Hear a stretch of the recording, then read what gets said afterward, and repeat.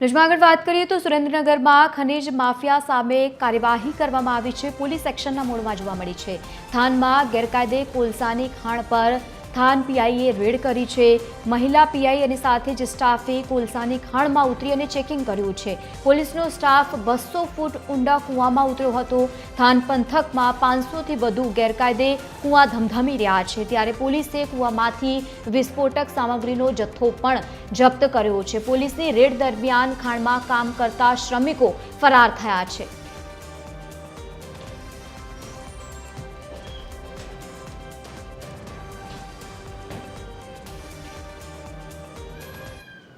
વધુ માહિતી સાથે સંવાદદાતા રાજેશ જોડાયા છે। રાજેશ, પોલીસની આજે કાર્યવાહી જોવા મળી છે, શું વધુ તેમાં અપડેટ્સ?